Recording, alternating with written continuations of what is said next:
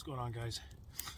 Just out doing a little cold weather work. It's not too bad actually. Tonight's kind of a mild cold night. A little bit of melting mushy snow on the ground.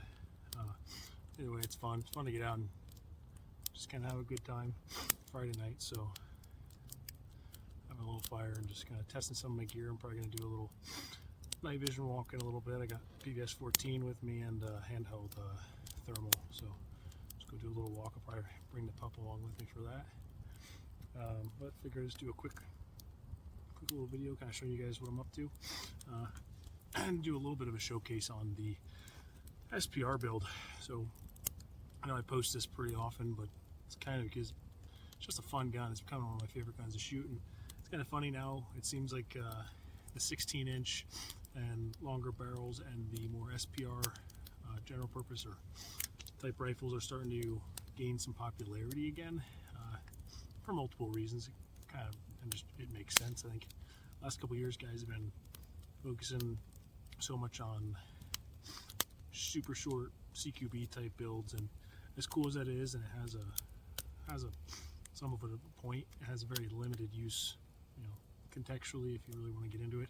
I think guys are finally realizing that, maybe seeing some of the other things going on in the world and whatnot, and for whatever other reasons they have, they're realizing that maybe they might be a little undergunned with a setup like that for certain situations.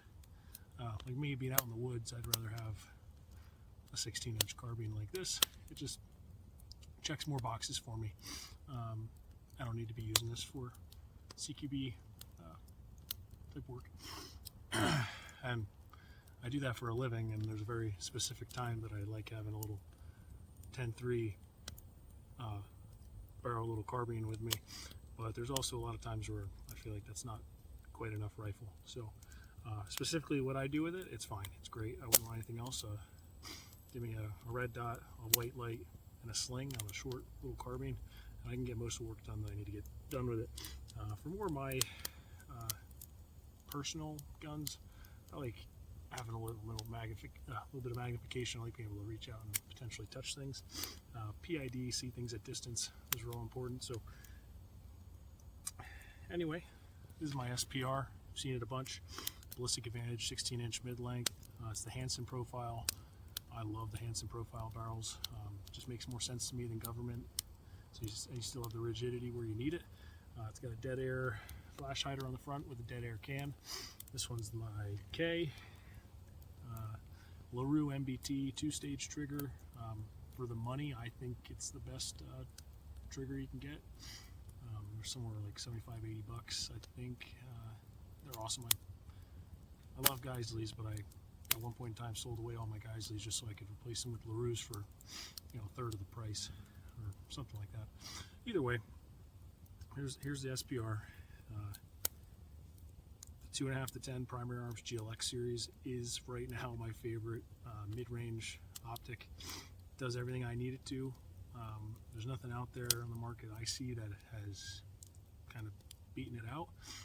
If they came out with one that was a strict 2 to 10 and a few ounces lighter, maybe if not capped turrets, at least a capped windage. Even though I do like these locking turrets a lot, but I don't use them to dial too often.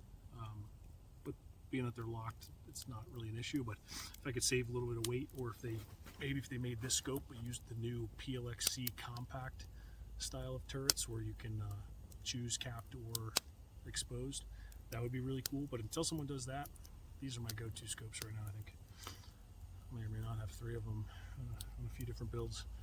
But yeah, throw the hollow cell on top, and now you have the ability to do passive aiming through night vision. Also a good heads up, closer target type sight.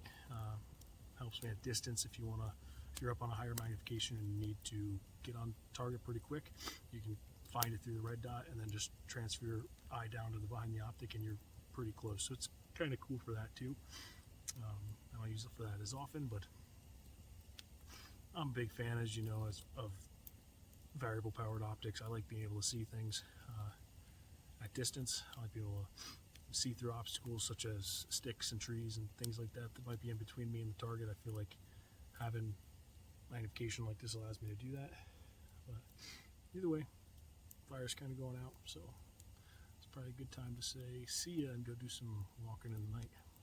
Thanks, guys.